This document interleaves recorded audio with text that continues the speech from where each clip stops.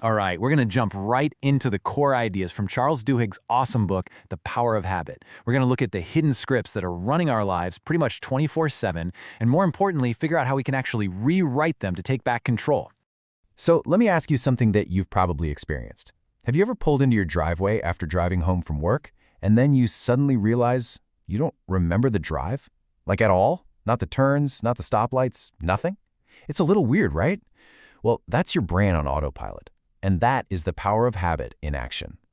You know, this autopilot thing, it's not a bug, it's a feature. Our brains are absolute masters of efficiency, and they create these habits to save mental energy. So let's pop the hood and see exactly how this whole system works. Okay, so deep inside your brain, you've got this little structure, the basal ganglia. Think of it like a hard drive where all your automatic routines are stored. Once a behavior becomes a habit, the parts of your brain that do all the heavy lifting, the decision-making parts, they basically get to go on a coffee break. The basal ganglia just takes over and runs the script. And here's where it gets really fascinating. It doesn't matter if we're talking about a good habit, like, say, exercising every morning, or a bad one, like biting your nails. Underneath it all, the neurological structure is exactly the same. They're all built on this incredibly simple but really powerful three-step loop. And here it is. This is the habit loop. It always starts with a cue. That's the trigger that tells your brain, hey, time to go into autopilot. That leads to the routine, which is the action itself, the thing you do. And finally, you get the reward. That's the payoff that tells your brain, yeah, that was good. Let's remember this whole loop for next time.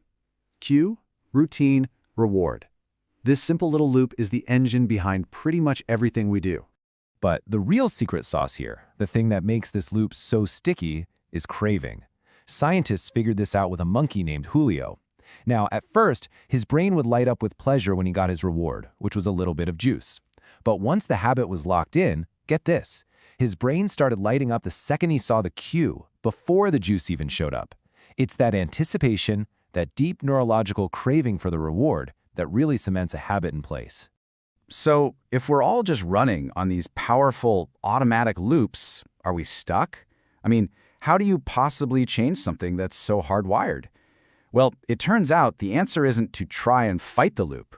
It's to hack it. And this brings us to a super important point. You can't just hit delete on a bad habit. It's not possible. That neural pathway is physically carved into your brain, so the goal isn't to erase it, it's to renovate it. You've got to build a new, better routine right on top of that old foundation. And this leads us to what Duhigg calls the golden rule of habit change. It's so simple, but it's brilliant. You keep the old cue, and you deliver the same old reward that your brain is craving. But you consciously swap out the middle part. You insert a new routine. A perfect, real-world example of this is Alcoholics Anonymous. AA is so successful because it doesn't try to get rid of the cues for drinking, things like stress or loneliness. Instead, it provides a brand new routine. Call your sponsor, go to a meeting, that delivers a very similar reward: relief, escape, a sense of community. It's a masterclass in using the golden rule. Okay, so now let's take this up a notch. It turns out that some habits are way more important than others. They don't just change one little thing. They start a chain reaction that can totally transform your life or even an entire company. These are called keystone habits. Check out this incredible story from 1987. The aluminum company Alcoa was in real trouble. They bring in a new CEO, Paul O'Neill. He gets up on stage for his first big speech to investors, and he doesn't mention profits or synergy or any of that stuff. Instead, he says he's going to focus on one single thing.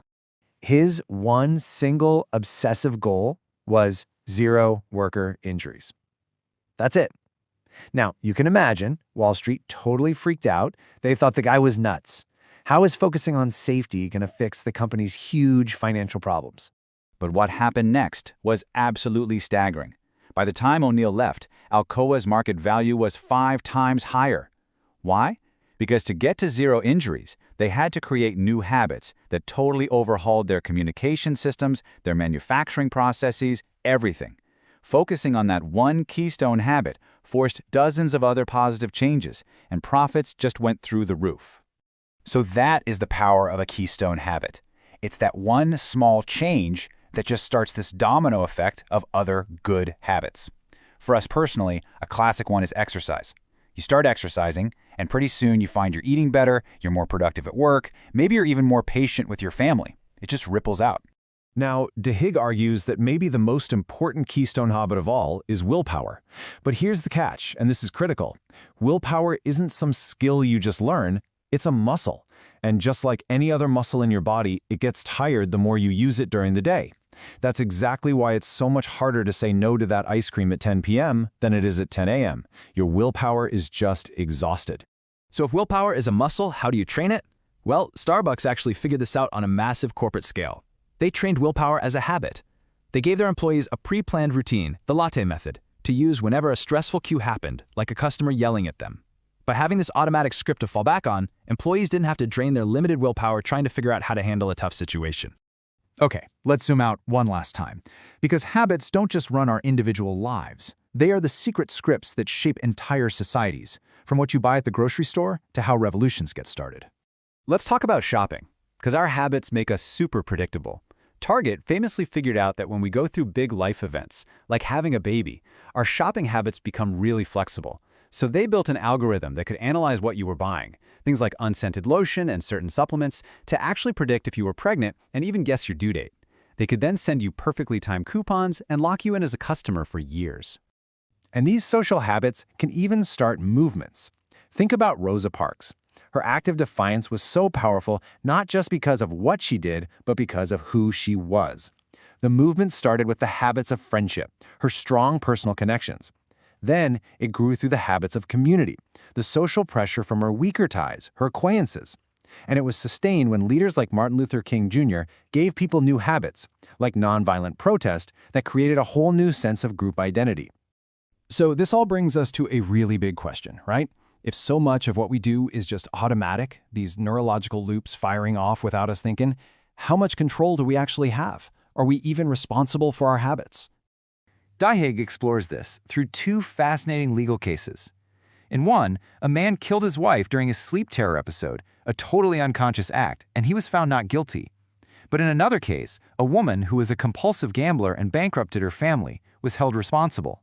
So what was the difference? It all came down to one thing: awareness. The gambler knew she had a destructive habit. She was aware of the loop. And that, right there, is the core message of the entire book. Awareness is everything. Once you understand that a habit exists, once you can see the cue, the routine, and the reward, you are no longer just a passenger in your own life. You have the power and, frankly, the responsibility to grab the steering wheel and choose to change it. Look, this knowledge is basically a superpower. It shows us that we are not defined by our past behaviors.